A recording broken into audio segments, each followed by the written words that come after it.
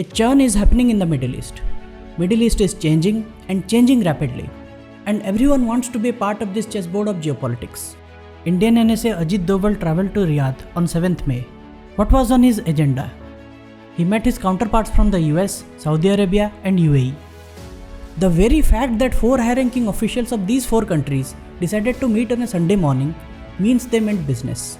They were there to discuss plans for a railway network as one of its key initiatives in the Middle East, to counter China's growing influence in the region, as reported by American news website Axios. In this video, we'll discuss this particular railway project, India's role in it, how significant is this project, and can it really counter China's Belt and Road Initiative? Hello guys, I am Saurav and welcome to The Arc.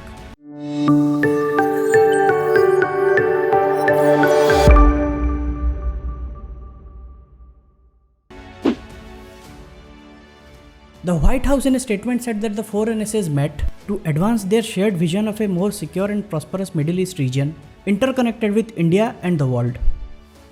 Jake Sullivan, the US NSA, drew attention to this possibility while delivering a speech in the Washington Institute of Near East Policy on May 4th, just before leaving for Riyadh. If you remember nothing else from my speech, remember I2U2, because you will be hearing more about it as we go forward. This is a partnership with India, Israel, the United States, and the United Arab Emirates. And the fundamental notion is to connect South Asia to the Middle East to the United States in ways that advance our economic, technology, and diplomacy. And we've already got a number of projects underway and some new exciting steps that we're looking forward to undertaking in the months ahead. Now coming back to this particular meeting, of course, the rail link project was not the only point on the agenda. But according to Axios, it ranked really high. The initiative would include connecting Arab countries in the Levant and the Gulf via a network of railways that will also connect to India through seaports in the Gulf. China has expanded its sphere of influence in the Middle East steadily over the years. It has been developing major infrastructure projects in the region as part of its Belt and Road Initiative. The recent breakthrough in ties between Saudi Arabia and Iran, brokered by China, has caught India and possibly the US off guard. Until recently, Israel too was heavily invested in China's expansion in the region. But both Washington and New Delhi don't want that. Also, Saudi Arabia and US relation has not been amiable lately. Saudi Arabia's proximity to China is not good news for the US, and hence this alacrity behind this meeting. Now this idea of connecting India with the Gulf countries and beyond is not a new one. A study by Professor Michael Tancham suggests that India-Arab-Mediterranean corridor could be economically feasible. The project includes connecting Mumbai with Haifa in Israel. So if the corridor becomes functional, goods can be transported from Mumbai to Jebel Ali port in UAE. From there it can be transported by rail via Saudi Arabia and Jordan to Israel's Mediterranean port of Haifa, and from Haifa to the European mainland at the massive transshipment port in Piraeus, Greece, from Europe even further to the US. According to Professor Tancham's estimates, Indian goods shipped via this route could reach European mainland 40% faster than the traditional Suez Canal route. As far as infrastructure is concerned, much of it is already in place or in advanced stage of progress, starting from the Jebel Ali port in Dubai to Al Batha on the Saudi border, and then further via Riyadh to Al Haditha on the Saudi-Jordan border. A 300-kilometer rail link is needed from Al Haditha to Bet Shean on the Jordan-Israel border, and a rail link onwards to Haifa is already in place. We discussed earlier about chessboard and geopolitics. Here comes the most important piece on the board, the Haifa port. India's Adani Group has acquired 70% stake in a terminal in the Haifa port. I have discussed the strategic importance of Haifa port in detail in another video. Please check it out. In addition to the shorter distance, this corridor will also secure India's interests in West Asia. India depends on the Gulf countries for its energy needs. More than 50% of India's crude imports come from the Middle Eastern countries, so the corridor will ensure faster movement of crude and reduced cost in the long run. There is also another reason India benefits from this corridor. For a long time now, India has been trying to develop a corridor bypassing Pakistan to Central Asia and further to Europe, as a counter to China's Silk Road initiative. The project, known as the International North-South Transport Corridor, aims to connect India and Russia via Iran and Azerbaijan. India has made significant investment in building the Chabahar port and railway lines in Iran. According to estimates, INSTC route is 30% cheaper and 40% shorter than the traditional route via the Suez Canal. There have also been trial runs on the corridor, but beyond that, not much progress has happened.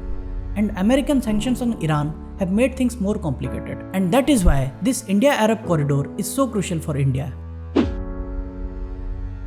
Now, as far as this particular project is concerned, it first came up in an I2U2 meeting proposed by Israel. I2U2, or simply Israel, India, USA and UAE, often called as the West Asian Quad.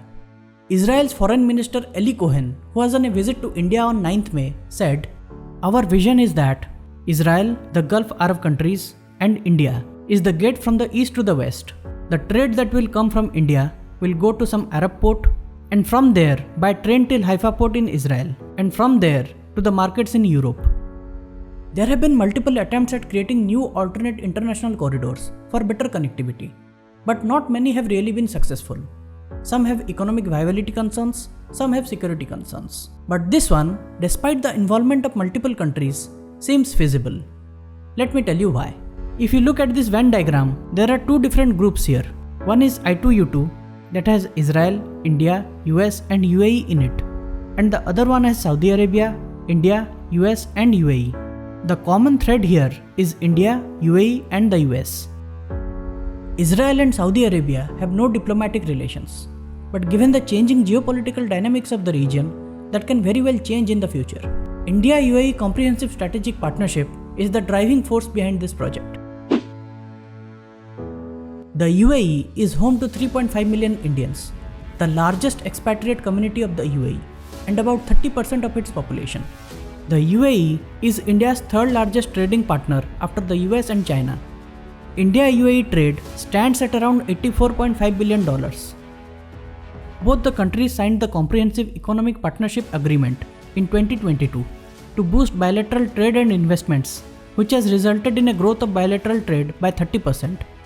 India and UAE also have significant investments in either country.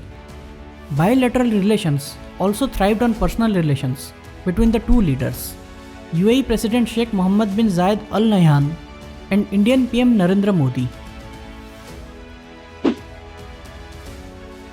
Earlier I mentioned that the geopolitics of the Middle East is changing rapidly. Let me tell you why. The 32nd Summit of the Leaders of Arab countries in the West Asia region was hosted by Saudi Arabia that took place in Jeddah on 19th May.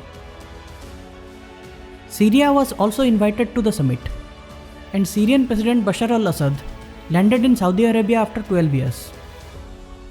What's more interesting is upon his arrival, Prince Badr bin Sultan, who is a brother of Bandar bin Sultan, the former head of Saudi intelligence, who promised the US to overthrow Assad. In 2012, the war in Syria was touted as the battle between Iranian General Qasem Soleimani and Saudi Arabia's Bandar bin Sultan. A decade later, Bandar bin Sultan is removed, Qasem Soleimani is dead, and Assad is now being welcomed in Saudi Arabia.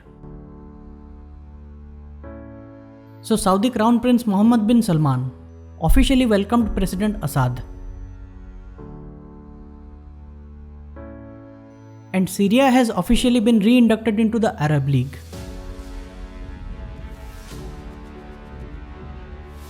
This is a significant development. Arab countries are increasingly finding the idea of coexistence viable, if not peacefully, without any hostility at least. The Abraham Accords was a watershed moment in Middle East geopolitics. Israel's normalization of diplomatic relations with the UAE, Bahrain, and later Morocco has opened up new possibilities of regional cooperation. The foreign ministers of Israel, Egypt, UAE, Morocco, Bahrain, and US Secretary of State will meet next month in Morocco for second gathering of the Negev Forum. Now coming back to the connectivity project, what is India's role here? We have already established India's cordial diplomatic relations with the countries in the Middle East, and US's interest in a pivot in Asia through India. But India's role is not limited only to that. India is expected to lend its expertise in building railway infrastructure. India boasts world's 4th largest railway network. India lays 12 km of new track every single day. And Indian Railways transports 1,512 metric ton of cargo every year. India also locally manufactures high-speed, heavy-capacity freight locomotives and has all the technical know-how for building and expanding railway networks. China's Belt and Road Initiative has burdened countries with huge loans in building infrastructure that no one uses. More and more countries are realizing that, and that's where India can pitch in. This project will help India build a brand as an efficient, high-tech infrastructure builder, and that is extremely crucial when we are competing with China. Experts say economic linkages dissuade animosities. If this corridor becomes successful, it will certainly benefit a lot of people. But it also has the potential to bring positive change in the region. Thanks for watching. If you liked the video, please like, share and subscribe the channel. Thank you.